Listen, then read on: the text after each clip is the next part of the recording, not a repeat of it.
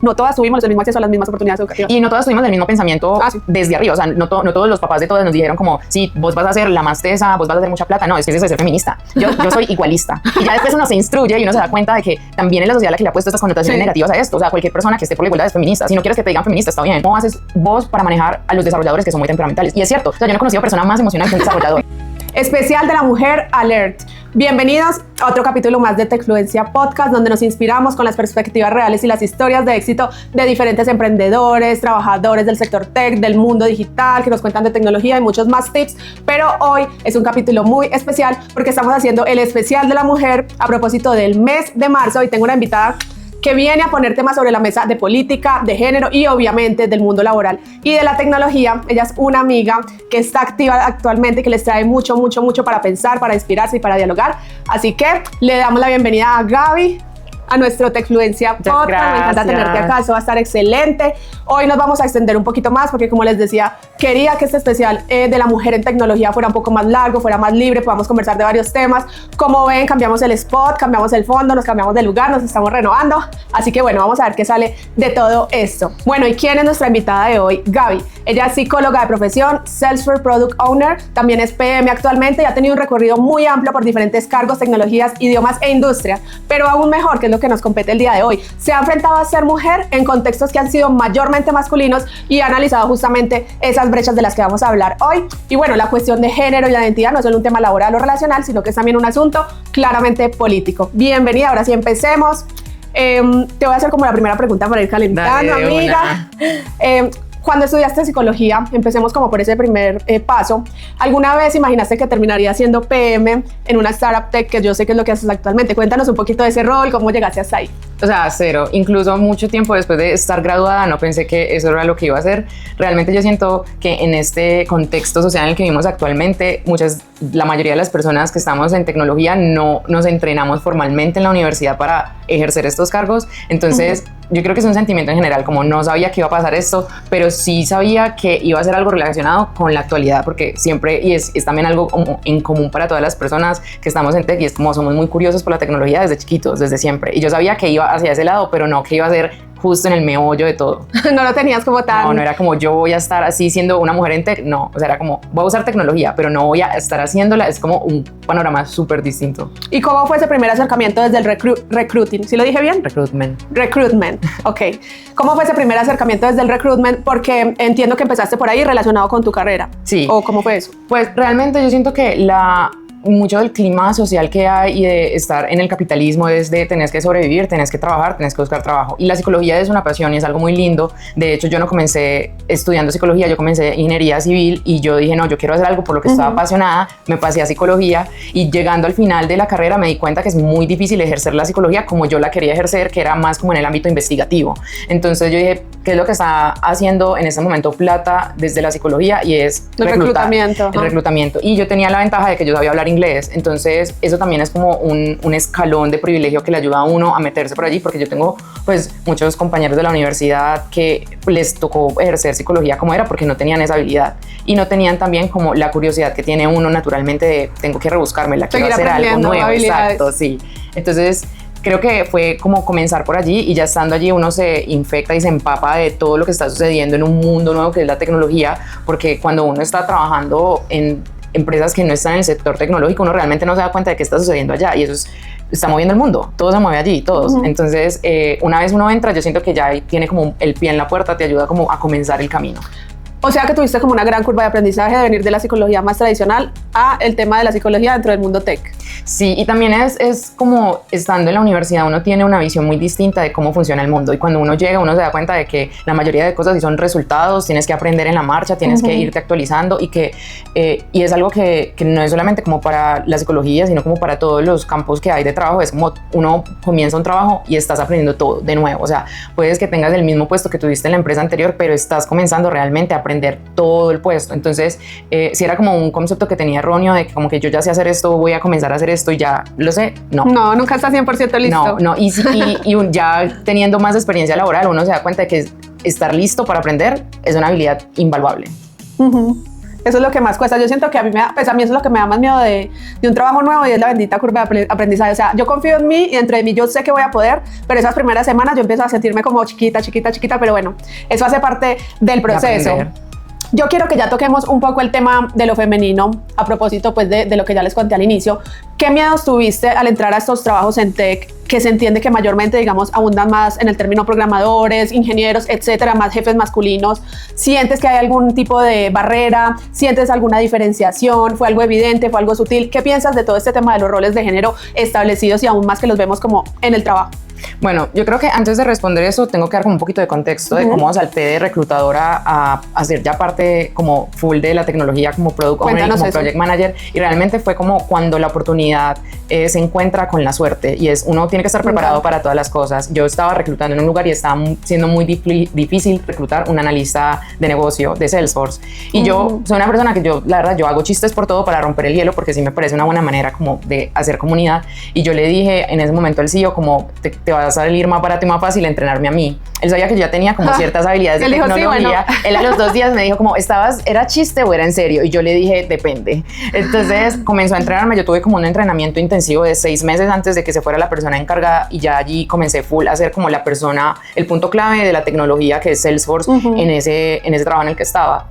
Lo primero que yo noté de entrada, y es... Pausa. Okay. Salesforce es uno de los CRMs más grandes que llevan actualmente la parada. Creo que su sede es en San Francisco, si no estoy mal. Es una de las empresas más top, así que si ustedes pueden certificarse en alguna de las habilidades que entrena, pues también Salesforce, que tiene su propia academia, que si no estoy mal se llama Trailhead Academy, háganlo, porque si es, o sea, eso les va a abrir muchísimas puertas. Quería abrir ese paréntesis, luego haremos un programa de qué rayos es Salesforce, ya lo tengo más o menos ahí pensadito, pero bueno, te interrumpí porque mucha gente no va a saber qué es Salesforce. No, y precisamente creo que eso también es lo que abre muchas puertas, porque Salesforce es no solamente un CRM, sino que es una tecnología propia, y es una tecnología que en este momento está subexplotada. O sea, hay alta demanda de puestos de Salesforce porque no muchas personas quieren meterse a ello porque se ve complejo desde afuera, y lo que sí es cierto es que requiere muchas certificaciones internas, que yo entiendo que puede ser un stopper para mucha gente porque pues cuestan dinero, tienen tiempo que está demandando, entonces entiendo eso, pero al mismo tiempo es una oportunidad que se puede explotar. O sea, yo siento que ahora se está volviendo mucho más popular porque pues también es que es una compañía súper grande, pero sí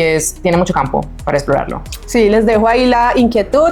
Yo estoy certificada en lo más básico, que fue el Platform Basics Foundation, algo así, y el examen fue muy estricto. O sea, ahí comparto lo que tú dices de que se ve muy complejo porque te hacen poner la cámara, te revisan, no puedes mirar a otro lado, no puedes tener el reloj, no puedes tener el celular. O sea, sí siento que son muy estrictos, pero siento que vale mucho la pena para abrir puertas en tecnología. Ahora sí continúa. Entonces te entrenaron en Salesforce. Y entonces allí, yendo hacia la pregunta como la diferencia de mujer y hombre, yo creo que lo que fue un error y también una bendición fue porque yo soy feminista y yo soy una persona que yo en mis creencias morales y éticas pienso que los roles de género deberían ser abolidos. Yo soy abolicionista. Entonces para mí las mujeres y los hombres y las personas en medio y por fuera, todas tienen las mismas capacidades. Perfecto. Y eso es cierto hasta cierto punto, porque la sociedad sí nos encaja a nosotros en ciertos roles de género, y como la sociedad afecta la manera en la que nosotros pensamos, al final del día termina afectándonos a nosotros también. Entonces yo entré súper bien al lado de la tecnología, segura de mí misma, segura de mis capacidades, y me encontré con un stop, y es que es muy claro que a las mujeres sí nos subestiman demasiado en la tecnología.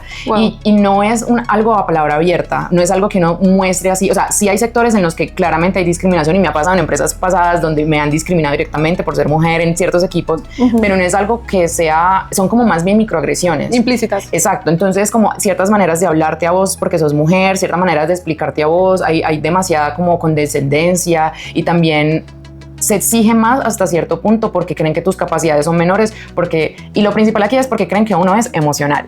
Ok, sí, es un patrón bastante recurrente. Y es muy chistoso porque en todas las entrevistas que yo he tenido, que ya trabajando como project manager, como product owner, siempre me han preguntado esta pregunta, y es: ¿cómo haces vos para manejar a los desarrolladores que son muy temperamentales? Y es cierto, o sea, yo no he conocido persona más emocional que un desarrollador, hombre, y no es una crítica negativa porque las emociones son parte de la experiencia humana, pero es muy cierto, cuando una persona está muy segura de sus habilidades y de su experticia, tiende a tener como más campo de poder expresar estas emociones sin sentir que es como un detrimento de ellos. Pero ahí te hago una pregunta. ¿Se pueden desligar las emociones del trabajo? Yo considero que es imposible. O sea, sí se puede haber un autocontrol. Yo estoy totalmente de acuerdo con vos. Pero para mí es muy duro, como que si tuve un mal día o algo así. No quiere, o sea, también he sentido mucho ese prejuicio, no en mi trabajo, pero sí como en los entornos. Es como, ay, estás en tus días. De pronto cuando pongo un límite, cuando me ven un poco más decidida, o cuando algo me molestó, es como que estoy en mis días. Entonces eso a mí Pues siento que ahí está el patrón de lo emocional. Y que es muy loco porque, ¿y qué pasa si estoy en mis días? Esto es un proceso biológico que mi cuerpo está teniendo y que le puede pasar a cualquier persona. A nosotras es el periodo, pero a un hombre le puede pasar, no sé, que tenga un dolor de cabeza. Entonces yo sí siento que es imposible desligar la parte emocional del trabajo porque al final del día, la mayoría del día a día de uno se la pasa trabajando. Entonces uno tiene la personalidad que tiene en el trabajo, uno es como es en el trabajo, siente como siente y uno sigue siendo una persona que le pasan cosas. O sea, yo puedo estar triste porque algo le pasó a mi mascota o algo le pasó a mi familia o no me surgió algo que quería en mi vida personal o en mi vida profesional y yo tengo permitido sentir esas emociones. Eso es un lado. El otro lado es que uno siempre tiene que estar profesional y es muy bueno y es algo que yo practico en mi trabajo y en los trabajos en los que he estado y es como, hey, no me siento bien emocionalmente por un tercero X, Y o Z, necesito que hoy tengamos una comunicación de este tipo.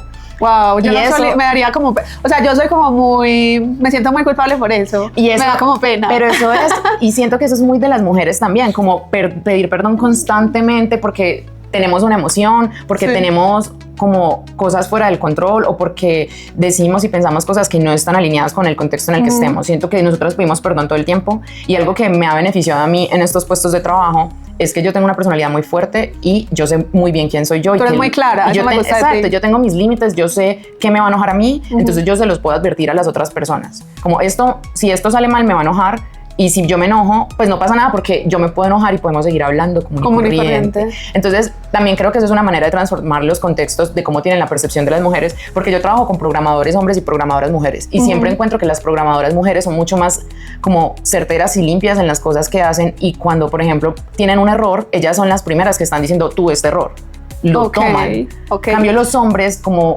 están acostumbrados a este nivel de éxito y a este nivel de aseguramiento que la sociedad les ha dado como muy bien, todo lo estás haciendo bien, les cuesta eso un poco más. Entonces, o sea, ese es el análisis que tú has encontrado en tu experiencia. Sí, claro. Vale la aclaración. Esto es desde mi punto de vista. Sí, claro. Sin embargo, o sea, todo tiene matices y así como hay hombres y programadores emocionales, también las hay mujeres y yo me he encontrado con eso y sobre todo en las posiciones de poder, suele como en los lugares más ejecutivos, las personas tienden a tener, como tienen más poder, tienen lo que decía yo ahora, como un espacio más para poder expresar quiénes son y también más seguridad sobre quiénes son porque tienen más poder y más experiencia. Yo ahí te hago una pregunta que es como algo muy social que yo he escuchado y es que las mujeres compiten mucho entre sí.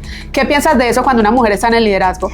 Yo soy del team, no compito con la mujer, no la veo como un rival, pero siento que en lo laboral y más en los cargos altos que tú mencionabas está como ese mito urbano. ¿Cómo lo has vivido tú? Yo creo que es una realidad, pero no creo que sea algo que nosotras queramos hacer, sino que tenemos que hacer porque es una competencia constante. Si vos ves un board... interesante. Sí, si vos ves un board de C-level de una no sé, una empresa multinacional, vas a ver que el 90-80% son hombres y el restante son mujeres. Y esos puestos se han vuelto, ni siquiera es por las habilidades que tengan, sino porque claramente en esta sociedad ser hombre te da muchas ventajas. Entonces, las pocas ventajas que tenemos nosotros sí tenemos que batallarlas y se vuelven como puestos tokens que tenemos que buscar.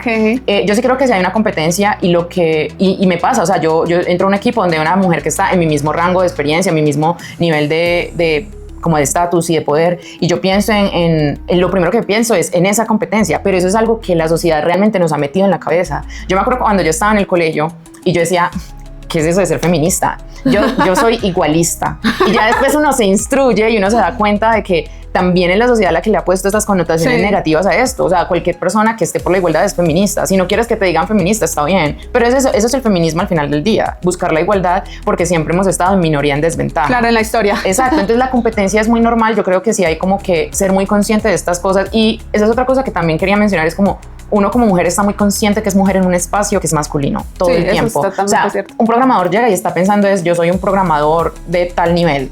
Yo soy un programador de tal lenguaje, yo soy un trabajador que soy de tal nacionalidad. Esas son las cosas principales que piensa un hombre, porque son las cosas que yo he hablado, porque a mí me gusta promover estas conversaciones. ¿Qué piensa una mujer primero? Yo soy una mujer aquí, yo soy una mujer y me pasa muchísimo que la mayoría de todas mis reuniones yo soy la única mujer allí. Wow. Y eso es duro para uno porque uno sí siente la presión de ser el ente diferente.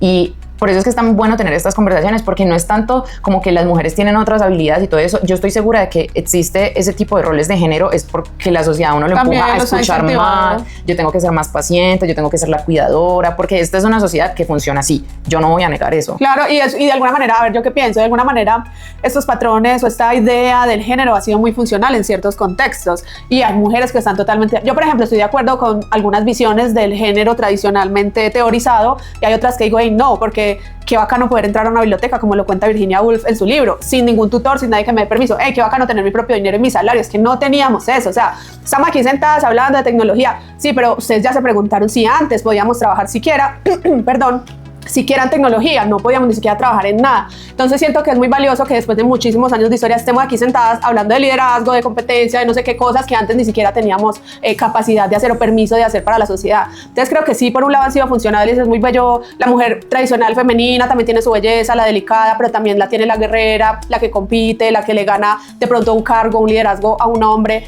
No se trata pues como de estar en guerra, sino de analizar un poco acá el juego de la historia y cómo nos hemos abierto también camino en ese juego. Y ahora que poder hablamos... escoger estas cosas, o sea, si yo quiero ser una mujer que es conservadora y tradicional y no trabajar y tener 10 hijos, está bien, si es tu decisión, si es tu decisión, y si en algún momento quieres parar, está bien.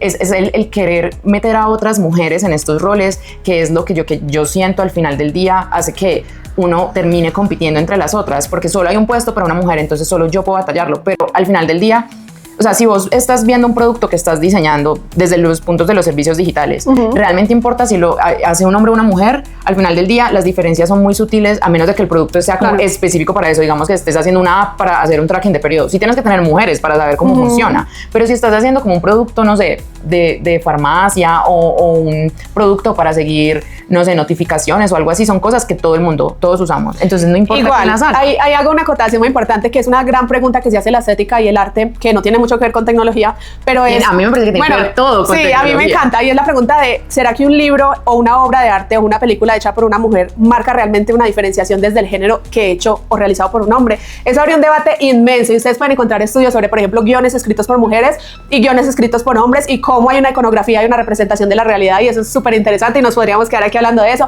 pero sí creo que impacta, y digamos que, como tú decías, se ha venido legitimando a lo largo de los años, y es inevitable que no estemos atravesados como por esos condicionamientos.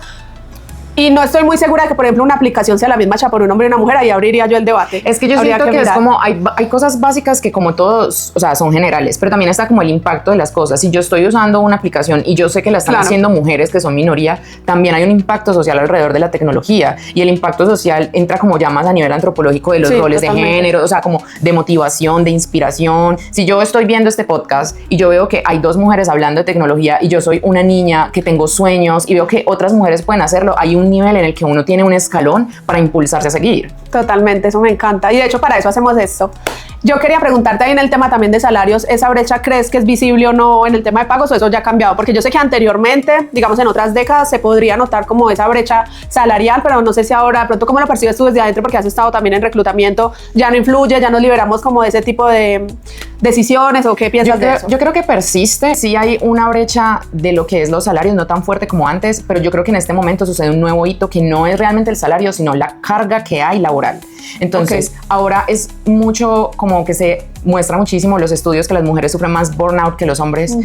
También hay una tendencia nueva a que el estrés que produce las mujeres totalmente, las mujeres han cambiado su nivel de cortisol en las últimas décadas a lo que sucede ahora. No, ahí tengo un tema, espere un paréntesis porque me voy a reventar. No, el tema del trabajo y del cuidado, pues el tema del trabajo más trabajo del cuidado. A mí me parece una locura que hay mujeres que están en tecnología, trabajan su jornada laboral completa y luego llegan a la casa a ejercer el trabajo del cuidado, que es un trabajo no remunerado y no está considerado como en muchos manuales, no está considerado dentro de las empresas, porque obviamente no tendrían, digamos, por qué considerarlo dentro de este sistema. Y se toma por sentado que es una labor porque uno es mujer. Exacto, se toma por sentado, y eso me parece, creo que eso hace parte del burnout, porque digamos que el trabajo del cuidado se ha normalizado por miles de años, no sé hace cuántos años.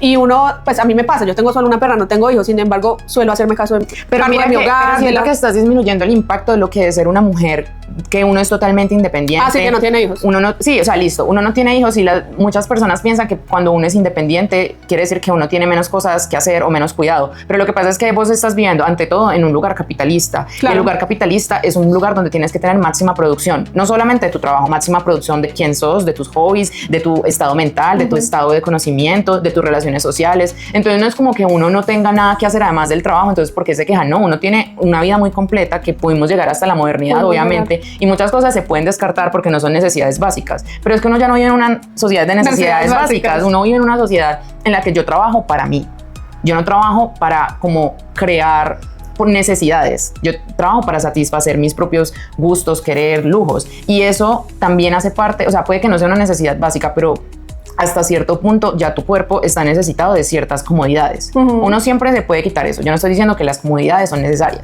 solamente que es la realidad. Sí. Uno vive para estar más cómodo cada vez más y ese es como el punto pico de lo que uno busca, tener una vida cómoda. Y eso no está mal, eso no es un pecado, eso está bien. Pero yo sí siento, volviendo un poquito al tema, que las mujeres en el trabajo, la manera de remuneración ahora es mucho más igual. Yo sí siento que sigue existiendo un dispar y a los hombres les pagan un poco más por ser hombres, es más porque tienen más experticia y tienen más experticia porque son hombres realmente. Exacto. Entonces yo sí siento que hay por eso. Y también hay algo muy gracioso, y hablaba en estos días con una amiga acerca de eso, y es como las mujeres en las negociaciones de los nuevos trabajos cedemos mucho. Nosotras sabemos demasiado. O sea, si yo llego con, esto es un ejemplo, yo quiero $10,000 mensuales y le dicen solo tenemos 8,000, nosotros hacemos un compromiso. Es como, está bien, 8,500, 9,000, cambio nombres, no, o sea, yo sé que yo puedo buscar más oportunidades porque hay más oportunidades realmente para en este momento. Estadísticamente hablando. Exacto. Y por la experticia que tienen, que eso es un poder muy grande y que viene al privilegio realmente. O sea, hay gente muy tesa y muy pro porque lo puede hacer, pero la mayoría de esta experticia es mucho de las posibilidades que vos tenés económicas, de los contactos que vos tenés por las personas con las que te criaste. Y las oportunidades educativas que tuviste, porque no todas tuvimos, o sea, aunque hoy día podemos estudiar, no todas tuvimos el mismo acceso a las mismas oportunidades educativas. Y no todas tuvimos el mismo pensamiento desde arriba. O sea, no todos los papás de todas nos dijeron como, sí, vos vas a ser la más tesa, vos vas a hacer mucha plata. No, es como, se tiene que cuidarse para que un día tenga una familia, para que pueda eso. Entonces, eso marca también mucho la mentalidad de uno, así uno no quiera tenerla. Así uno diga como, yo no quiero pensar en tener hijos, y uno termina pensando en tener hijos, porque bien, eso es generacional, y eso está dentro de uno. Total. Y en ese sentido de la experticia, no sé si alguna vez caíste en eso de necesitar demostrar algo más que un colega como para alcanzar un goal en el trabajo, o eso ya, digamos, no te marca a ti en tu recorrido. A mí me pasó en una ocasión en específica que había un grupo de trabajo. Éramos como casi 2 grupos de trabajo que estábamos juntos, en el que estábamos llegando a una meta. Y uno de esos grupos era más que todo señores ya que llevaban 20 años de experiencia, todos eran hombres, y en este grupo éramos más juveniles, había más mujeres en este grupo. En ese grupo no había ningún hombre. Y me sucedió a mí personalmente que todo lo que yo decía se desmeritaba. Y yo era como, ok, es porque soy nueva en este trabajo. Yo pensé, es porque yo acabé de comenzar, no tengo la confianza con todos, pero esto continuó hasta que se hizo insostenible y yo tuve que retirarme de ese trabajo. Y yo después, hablando con otra compañera que sigue allí, ella me confirmó lo que para mí me parece algo como inverosímil en esta edad, y es como, es porque eras mujer. A esa persona en particular, a ese grupo, no le gusta trabajar con mujeres porque piensa que las mujeres son muy dramáticas, porque X, Y o Z. Y me parece muy loco que ese tipo de pensamientos estén en el nivel profesional, porque además de todos los prejuicios que nosotros podamos tener, si uno está en una empresa, uno está al final del día produciendo. O sea, no importa que estés trabajando con una persona que es el completo opuesto político a vos, porque vos estás al final del día produciendo. Y esa es la realidad, así no queramos estar de acuerdo con que eso es lo que vivimos bajo esta sociedad. Entonces, no importa realmente la persona con la que estás al lado, si es manejable. Entonces, para mí es muy loco que ese tipo de situaciones sigan pasando y que se promueven también, porque a esa persona no le pasó nada, nadie la castigó, a pesar de que yo hice las quejas formales y todo eso. Claro, las dejaron pasar porque tal vez no es un argumento, entre comillas. Y también porque está muy normalizado en ciertos sectores, o sea, como que para ellos es mucho más valioso mantener a una persona que conoce y ha estado allí mucho tiempo por X o Y razones a cambiar, porque el cambio es duro, el cambio es difícil, el cambio es incómodo. Exacto, y el cambio genera inestabilidad. Claro. Bueno, y yo quiero saber ahí, en ese ir y venir, ¿qué ha sido más retador? ¿Gestionar el producto como tal, porque actualmente eres PM, o más bien gestionar el ego y las dinámicas dentro de estas relaciones? Yo creo que todo el mundo da la respuesta, y pues también la respuesta es muy fácil. El producto siempre va a ser estable, el producto es uno, el producto es predecible, los egos siempre son muy difíciles, y como mencionaba ahora, o sea, trabajar con personas que son muy seguras de sí mismas y de lo que saben hacer, y esto sucede muchísimo también. Siento que en tecnología se ha olvidado un poco lo que a mí no me gusta llamarlas así, pero así las llama todo el mundo, las habilidades blandas. Entonces hay muchas personas que no saben comunicarse. Entonces, hace unos años, cuando yo estaba trabajando en esto, estábamos hablando con unos amigos que también trabajan en tecnología. Yo decía, básicamente el puesto que yo tengo se lo inventaron para que los programadores puedan hablar entre sí, porque es que no tienen habilidades de comunicación. Yo también trabajo en tech y así es complicado. Y uno piensa que uno está exagerando y que uno lo hace como crítica para decirles, tú no sabes hablar, pero realmente es porque ellos están concentrados en una cosa y en sus resultados, y eso está bien. Para eso estoy yo, allí entro yo, para poder manejar esas comunicaciones, lo que dices de los egos. Todas las personas son muy distintas, y algo que la tecnología ha ganado con remoto, ha perdido con el no tener las relaciones vivas uno a uno. Entonces, que no digo que sea necesario estar trabajando en una oficina con otra persona para compartir, pero eso ayuda a facilitar mucho con quién está trabajando uno. O sea, si uno solo se reúne por Meet o por las reuniones virtuales para hablar de ciertas cosas puntuales de trabajo, uno está perdiendo una parte muy grande de con quién estás trabajando. Y eso te ayuda a saber cómo manejarlo. Entonces dice, ay no, a Juan toca que decirle las cosas bien temprano porque él por la tarde él es mal geniado. Entonces ese tipo de cosas se van perdiendo. Entonces yo creo que es más difícil manejar los egos porque uno tiene que conocer. Y mi estrategia usualmente es hacer unos a unos cuando yo entro a la empresa, la que sea. Para conocerla más de cerca. Porque yo necesito saber, y yo soy súper sincera al respecto, yo necesito saber qué te molesta a vos, cuáles son tus límites, cuál es tu estilo de trabajo. ¿A vos te gusta que te estén revisando qué estás haciendo o te gusta que te dejen más tiempo? Si vos no quieres conectarte a las llamadas, ¿cómo podemos comunicarnos? Y yo siento que esto ayuda muchísimo también como mujer, porque en la sociedad uno está acostumbrado a que uno tiene que como caminar suavecito y conocer bien a las personas, porque uno vive como en un constante yo no sé ir a ser imprudente, no ir a hacer tal cosa. Total. Igual eso aplica para todos, o sea, esto es principalmente un asunto de género, pero al final del día estos problemas los tiene todo el mundo sin importar su género, nacionalidad o estado social. Sí, como decías al inicio, de las personas en general. Sí. Yo quiero, para ir cerrando, preguntarte qué le dirías a esa mujer que está escuchando este podcast y que no se siente suficientemente técnica, que no se siente suficiente en general para X cargo o X trabajo, porque ya nos contaste que te preparaste para Salesforce casi que de un día para otro, pues obviamente no fue así, pero diste el salto, que también hemos aquí dado muchos saltos en diferentes podcasts. ¿Qué le dirías? Yo creo que una de las cosas más importantes y de las que casi nadie habla, todo el mundo menciona como que uno tiene que creer en uno y uno se tiene que vender, y yo sí creo que eso es importante, pero uno tiene que saber cuál es su límite y qué no va a hacer, que no me sale, qué cosas no soy bueno haciendo, qué cosas no me gusta hacer, hasta dónde puedo ir yo. Y eso una vez uno tiene eso muy claro, uno sabe que hacia dónde se puede dirigir, hacia dónde puedo explorar cosas, así no sea mi pasión, así yo sienta que yo no soy la persona más técnica. Es incómodo, es incómodo. Exacto, o sea, es como, no, o sea, yo sé que yo soy súper mala, no sé, hablando con ciertas personas de determinados técnicos. Si vos ya sabes que no sos buena en eso, pues puedes tener una solución para eso y enfocarte en la parte en la que sos buena para compensar esas cosas. Y más como mujer, porque sí hay una desventaja muy grande, porque además somos menos y hay una competencia. Entonces, ese sería mi consejo. Y realmente es en los espacios en los que uno esté, siempre estar y dar espacio para cuestionarse estas cosas, porque entre más gente hable de esto, más se normaliza y menos se vuelve un problema. Natural. Primer paso, encuentra el camino hacia tus habilidades con las que te sientas de pronto más identificado o identificada. Segundo paso, incomódate.